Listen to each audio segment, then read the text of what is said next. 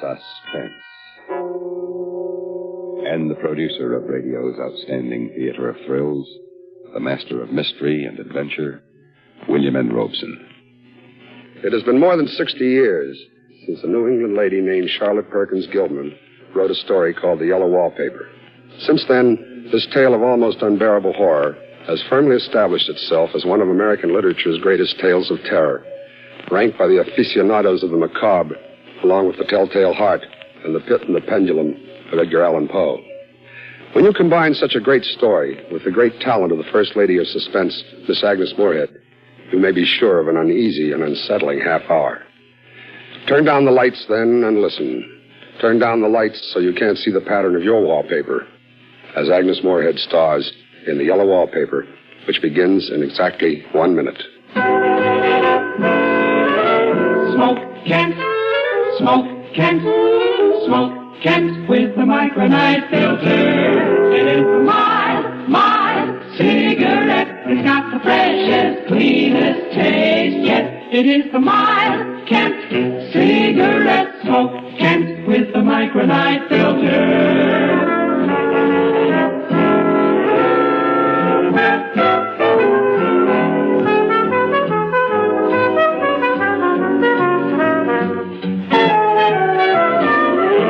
It is the mild cigarette. It's got the freshest, cleanest taste yet. It is the mild Kent cigarette. Smoke Kent, smoke Kent, smoke Kent with the micronite filter. And now, Miss Agnes Moorehead in The Yellow Wallpaper, a tale well calculated to keep you in suspense. I've never seen a worse wallpaper in my life. All those strangled heads and bulbous eyes and fungus growths seem to shriek with derision.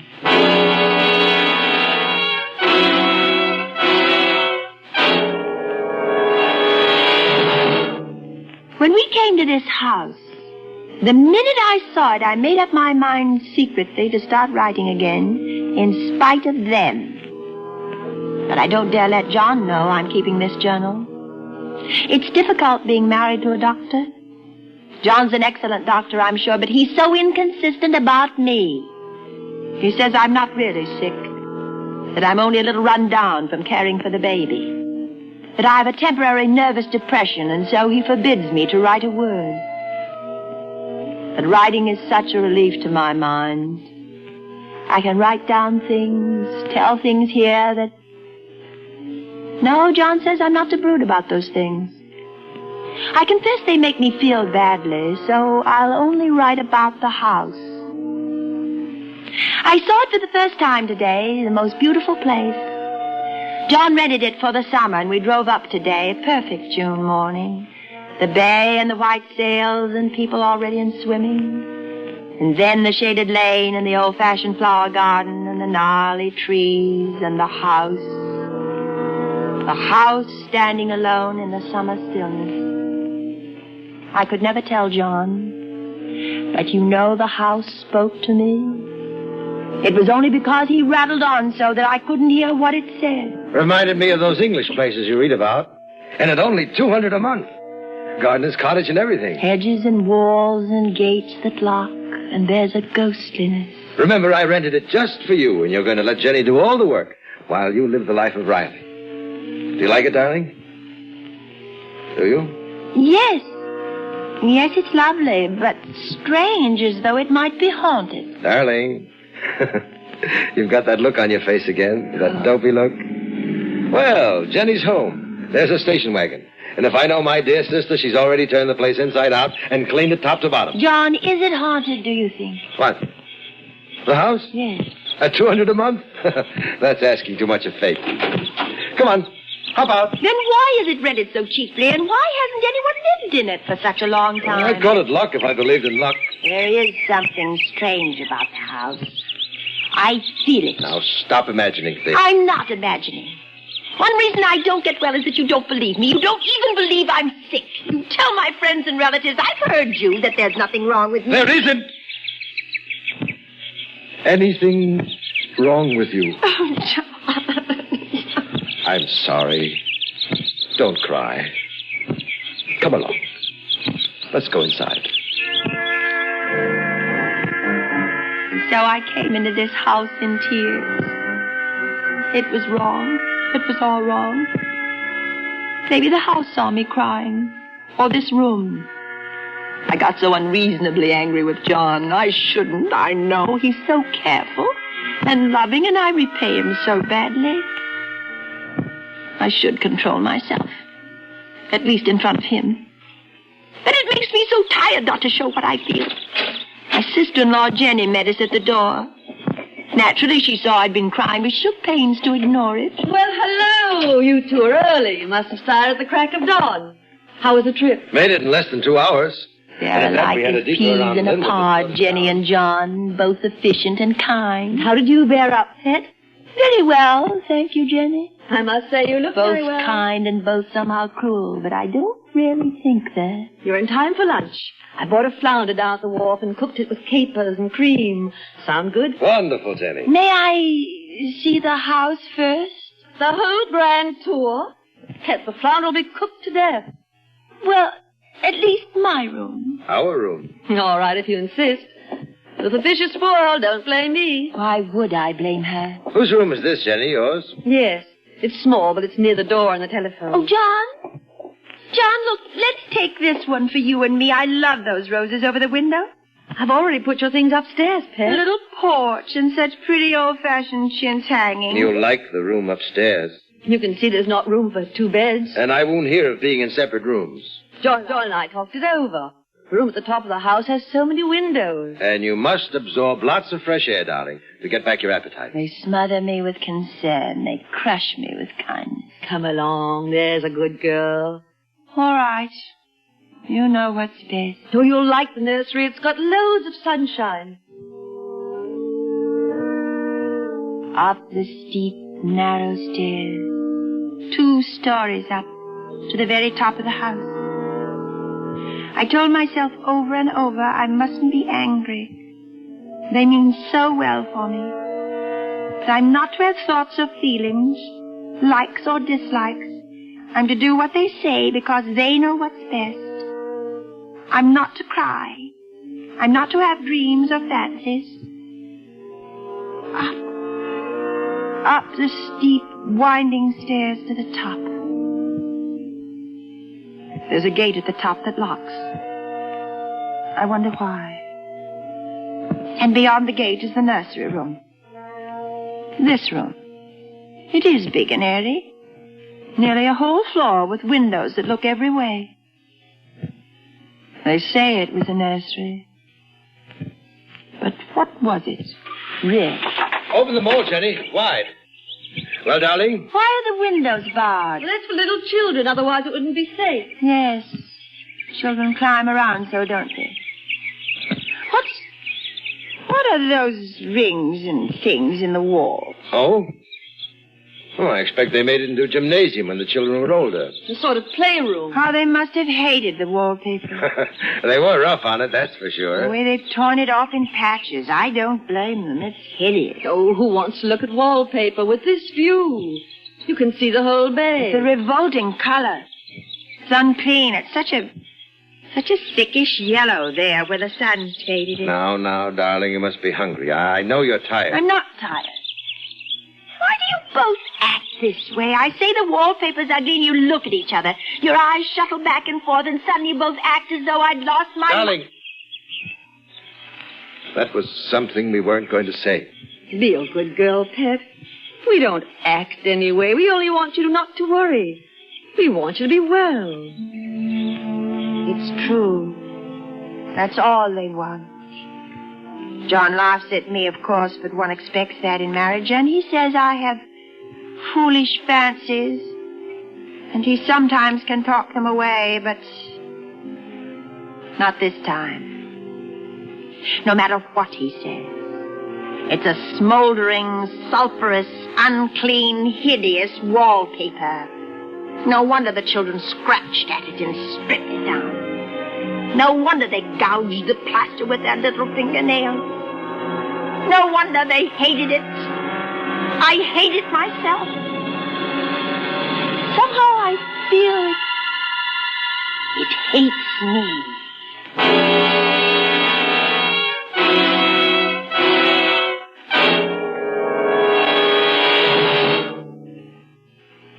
In just a moment, we continue with Suspense. The best things in life may not always be free, but some of the worst things sure are expensive. The trail that litter bugs leave behind them costs our government $50 million a year on primary highways alone. And that's only part of the penalty, for none of us enjoys the countryside when it's littered with sandwich wrappers and old newspapers.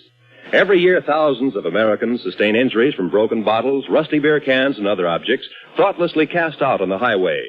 As a result, work hours are lost and wages remain unearned. A carefree holiday is hardly carefree if you're careless about trash. Your neglect can only add to your tax bill and damage property you might otherwise enjoy. It creates a health hazard for yourself and others. Wherever you are this minute, out in the country or right in the heart of town, CBS Radio hopes you'll join the nationwide campaign to keep America beautiful.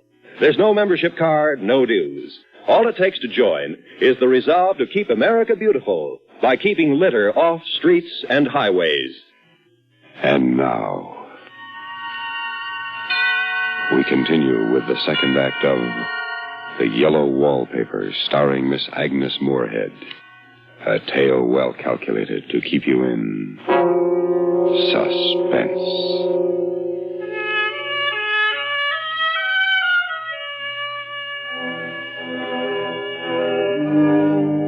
We've been here 2 weeks, and I haven't felt like writing again since that first day. I'm sitting up by the window now, in this frightful nursery room. There's nothing to stop my writing as much as I please. John is away all day, and sometimes even at night if he has a serious case. I'm glad my case is not serious. But these nervous troubles can be depressing all the same. John doesn't know how much I suffer. He knows there's no reason to suffer, and that satisfies him. I suppose John was never nervous in his life. He laughs at me so about this wallpaper. No, I won't let you have your way, you silly goose. If we take in the room downstairs, you'd be seeing faces in the chintz drapes. Not faces, John. Look at that spot. And that one over there. Yes, I see. It's a recurrent pattern. It's a broken neck with 2 bulging eyes staring at me upside down. And to me, it's climbing ivy or some kind of vine. Take your choice. It could be anything. It's the everlastingness. Up and down. Climbing up and down. Sideways. Crawling, and everywhere those unblinking eyes. Now you must try to rid your mind of such nonsense. You simply must. All right, John, I'll try. After all, it's only in certain lights when I look at the wallpaper from the bed that I see... See what? Nothing. Nothing, John. No, you're right. There's nothing except a pattern. A front pattern. And an under pattern in a different shade of yellow. It dwells in my mind so. I lie on that great immovable bed. It's nailed down. And follow the pattern about by the hour. And then where it isn't faded and when the sun is just so, I see a strange, faint, formless sort of figure lurking, waiting behind that front design. There are things in that wallpaper that nobody knows but me. You know, there's a woman stooping down and creeping about behind that pattern. Last night, it was moonlight, and the moon shines in all around just as the sun does. And John was asleep, and I hated to waken him, so I kept still and watched the moonlight on the wall until the figure behind began to shake the pattern as if she wanted to get out. I got up softly and went and felt the paper to see if it did move. It moved. I'm sure of it. And the woman cried out as though her voice came a long way over water. Let it go. Let me up. Let it go. Let me up. When I went back to the bed, John was awake. What is it? Huh? Why are you up? Don't go walking around like that. You'll catch cold. Well, the moonlight woke me. Well, you are cold. You're shivering. John, I'm not really getting better. Won't you take me away? I don't see how we can leave before our lease is up. Of course, if you were in any danger, I would, but you really are better, dear, whether you see it or not. I'm a doctor, and I know. My appetite may be better in the evening when you're here, but it's worse in the morning when you're gone. You're gaining weight, and your color is better. I don't weigh a bit more, not even as much. Nonsense. You're getting better, I tell you. Better in body, perhaps, but in mind, Darling. I'm not... For my sake, and your sake, and for the sake of our child, I beg you not to let that idea enter your head, not for one instant. Now, can't you trust me as a doctor when I tell you it's a false and foolish idea? Answer me, darling. Don't you trust me? Yes, of course I trust you, only... Only what? Oh, nothing. I'm sleepy. Let's go to sleep. But I didn't sleep. I lay there for hours trying to decide if the front pattern and the back pattern move together or separately.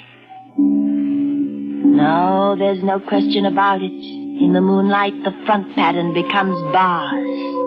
The outside pattern, I mean. And the woman behind it shakes the bars as she creeps around.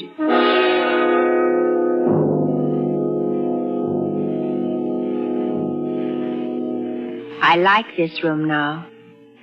And life is much more exciting than it used to be. I have something more to expect, to look forward to watch. And I really do eat better, and I'm quieter than I was. John is pleased to see me improve. You see, you're flourishing like a weed in spite of your wallpaper. Yes, in spite of the wallpaper.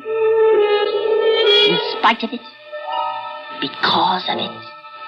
But I had no intention of telling him that. He might want to take me away. And I don't want to leave now until I found out.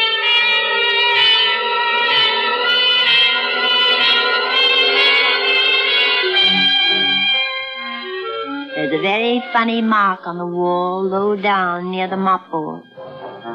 A streak that runs around the room. It goes behind every piece of furniture, except the bed. A long, straight, even smudge, as if it had been rubbed over and over. How was it done? Who did it? What did they do it for? Round and round. Round and round. Round. Makes me dizzy.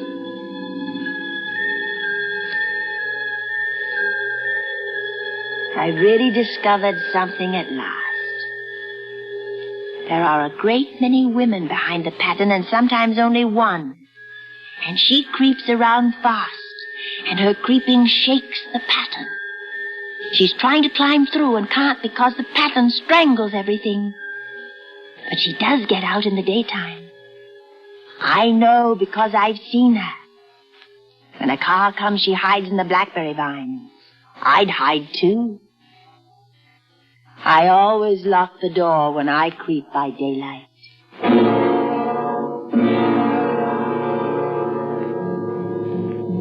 There are only 2 days left to tear the paper off and let the woman out into the room. The John's beginning to take notice. I don't like the look in his eyes, or the way he talks with Jenny about me.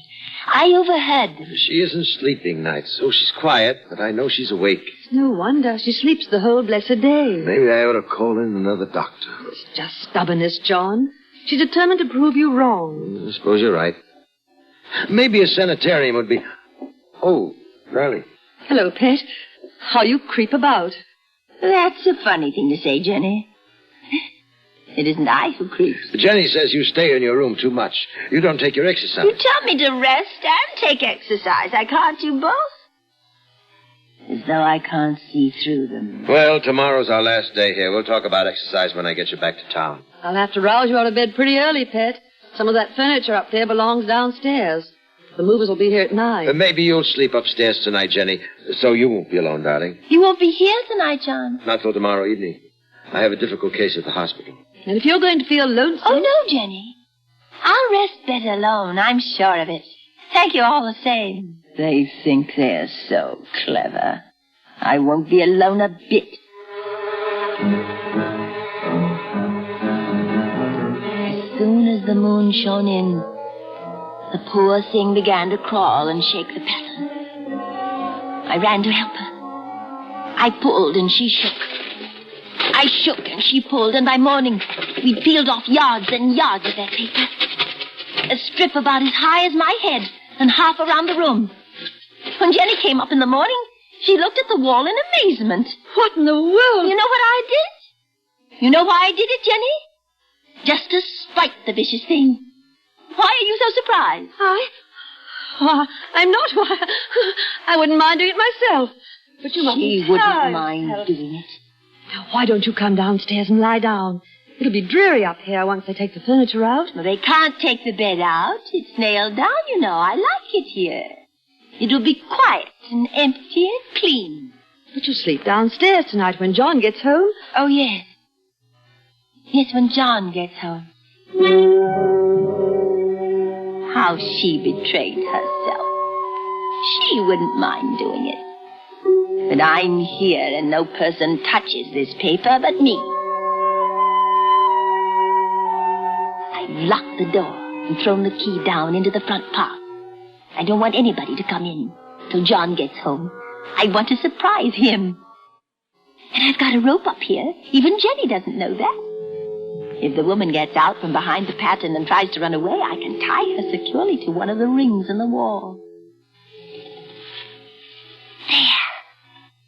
There she is. See how the pattern moves? Like wallowing seaweed. How monstrous and pointless that pattern is. It'll strangle her unless I help. Wait, I'll help you. I'll peel off all the paper I can, standing on the floor. Now, wait. Just wait. Be patient. Yes. You push, and I'll pull. Oh, it sticks horribly to the plaster. Maybe I can get it off with my teeth. Oh, it hurts, but I'm getting it. Wait, just a little bit. Oh, I'm getting it. Wait, a little bit more. A little bit more.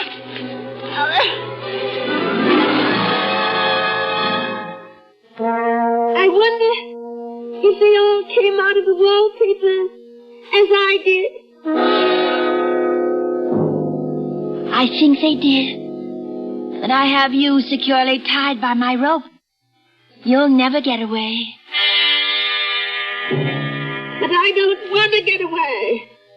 It's so pleasant to be on, to creep about as I please. It is pleasant. But at night you have to get back behind the pattern. That will be hard. Well, it's better than going outside. I won't go outside, even if Jenny asks me to. Or outside, I have to creep on the ground, where everything is green instead of yellow. Then here, I creep smoothly on the floor. Listen. There she is now. Darling, open the door. Why, it's John at the door. Open the door, darling. Open it, please, dear. How he does pound and shout. It's no use, Dr. John. You can't open it. Open it. Do you hear me? Open it. Jenny, bring me an axe quickly. Oh, no. He'll break down that beautiful door. John, dear, the key's down in front of the house, under a planter leaf. Please, darling. It's down by the front door, John. Open the door. For heaven's sake, open it! I can't. The key's downstairs, John. It's under a plantain leaf by the front steps. It's under a plantain leaf, John. Go and see. You'll find it if you look. There, he's gone to look. Now I can creep slowly, smoothly on the floor, round and round and round and round. And my shoulder just fits into that long smooch on the wall, so I can't lose my way. He's coming back. He's running on the stairs. How astonished he will be. My dear. Oh, my dear, what is it? What's happened? I've got out at last, John. Out? Out from... Yes. In spite of you and Jenny. I pulled down the paper. I shook the pattern and pushed and pulled it down. It stuck horribly. But you'll never, never, never put back. You're so pale, John. Why do you close your eyes? Watch how swiftly I creep in this lovely yellow room.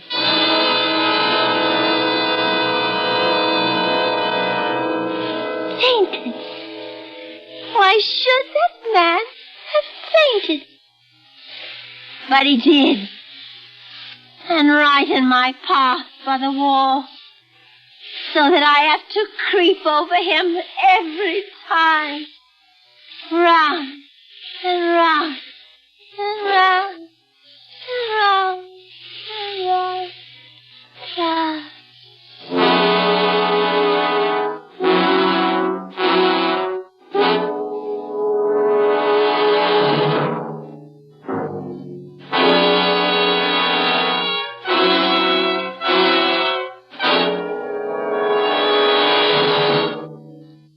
Suspense, in which Miss Agnes Moorehead starred in The Yellow Wallpaper, adapted by Sylvia Richards from the story by Charlotte Perkins Gilman. Listen. Listen again next week when we return with Alibi, another tale well calculated to keep you in suspense. Supporting Miss Moorehead in The Yellow Wallpaper were Ann Hunter as Jenny and Joe DeSantis as John. It's true that all news reporters broadcast some of the same news items, but there's a great difference in news reporters. There's no substitute, for instance, for the years of wide, diversified experience Lowell Thomas brings to his nightly newscasts on CBS Radio. Gold miner, cowpuncher, college professor, newspaper reporter, editor, historian, biographer, movie commentator, lecturer, author, and film producer have been some of the professions followed by Lowell Thomas in his active life. And he draws on all these experiences to illustrate and spice his broadcasts. As an explorer and world traveler, Lowell Thomas has led expeditions to the far corners of the globe and written some 43 books based on his travels. He has met many leading personalities of all countries, and when their names are in the news headlines, Lowell Thomas usually has an interesting anecdote to tell as an aid to understanding the news behind the news. Join him every Monday through Friday night on most of these same stations when Lowell Thomas reports the news. This is the CBS Radio Network.